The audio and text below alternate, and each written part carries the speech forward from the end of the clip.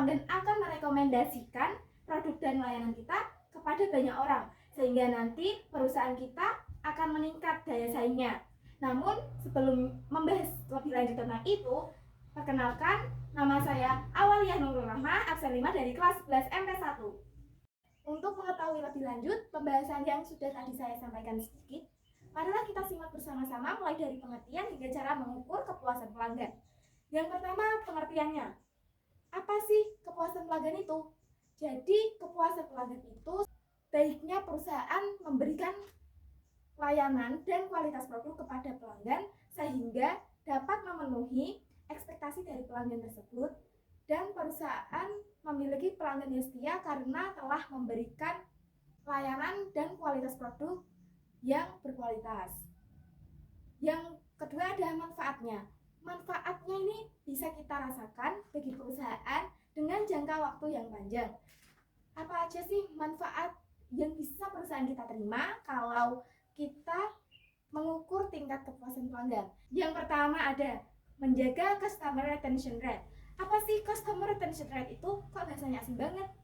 Jadi customer retention rate itu adalah presentasi jumlah pelanggan yang setia terhadap perusahaan kita. Jadi tingginya kepuasan pelanggan bisa mempertahankan customer retention rate ini.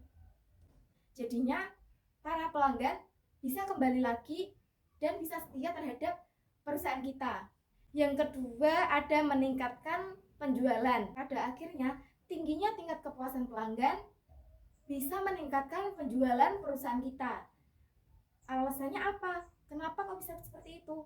Karena kan pelanggan yang setia terhadap perusahaan kita, maka perusahaan kita itu akan merasa kayak lebih diapresiasi. Maka perusahaan kita akan memberikan produk atau jasa dan layanan yang lebih berkualitas, sehingga pelanggan-pelanggan yang baru pun akan merasa tertarik dengan perusahaan kita, sehingga dapat meningkatkan penjualan dan pendapatan perusahaan kita sendiri. Selanjutnya ada faktor penentu kepuasan pelanggan. Yang pertama ada kualitas kecepatan layanan.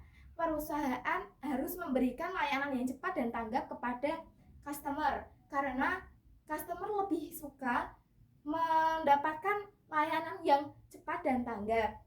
Selain itu, kalau perusahaan bisa memberikan layanan yang cepat dan tanggap, maka customer akan kembali lagi kepada kita karena pelayanan yang cepat dan tanggap.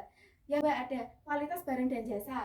Perusahaan harus dapat memenuhi ekspektasi para pelanggan karena ekspektasi tentang barang dan jasa tersebut yang telah dipromosikan di internet dan lain sebagainya, maka pelanggan juga bisa memberikan ekspektasi lebih karena iklan-iklan yang perusahaan kita berikan. Yang ketiga ada harga yang ditetapkan. Perusahaan kita harus memberi harga yang ditetapkan, tidak boleh kemahalan ataupun tidak boleh terlalu murah, karena kalau harga yang diberikan oleh perusahaan kita kemahalan, maka pelanggan akan memikirkan dua kali untuk membuang-buang uangnya memberikannya kepada perusahaan kita. Yang kedua, karena kita tidak boleh memberikan harga yang terlalu murah, dikarenakan kalau produk yang kita jual itu murah, maka pelanggan pasti akan mengira kalau produk yang kita tawarkan itu dengan harga yang murah karena kualitasnya pula yang murahan. Keempat ada strategi pemasaran bisnis. Strategi pemasaran bisnis ini bisa kita lakukan di sosial media manapun. Bahkan sekarang ada platform shopping yang bernama Shopee, Tokopedia, Lazada, dan yang lain-lain bisa dipergunakan perusahaan manapun untuk memperjualkan berbagai produk atau jasanya. Selain itu, konten-konten bisnis yang telah ditawarkan oleh perusahaan di media sosial harus bisa sesuai dengan real life. Selain itu, perusahaan juga bisa memberikan klaim yang semestinya, bukan yang diada-ada, karena pelanggan juga memerlukan review yang seaslinya. Karena kalau pelanggan yang sudah cocok dengan produk kita akan kembali lagi ke produk kita. Jangan sampai pelanggan memilih brand pesaing lainnya. Kepuasan pelanggan yang terakhir ada yang namanya fasilitas untuk pengalaman berbelanja. Fasilitasnya itu bisa bermacam-macam, mulai dari pengantaran hingga gratis ongkos kirim. Pelanggan pastinya akan senang oleh fasilitas-fasilitas tersebut dan pastinya juga akan merekomendasikan kepada teman-temannya atau banyak orang lah untuk membeli atau mengkonsumsi produk atau jasa yang kita berikan. Yang namanya cara mengukur kepuasan pelanggan. Yang pertama ada memberikan kuesioner kepada pelanggan. Berikanlah angket nomor 1 hingga 5 atau 1 sampai 10 tentang nilai perusahaan kita kepada pelanggan. Yang kedua ada analisis lost customer.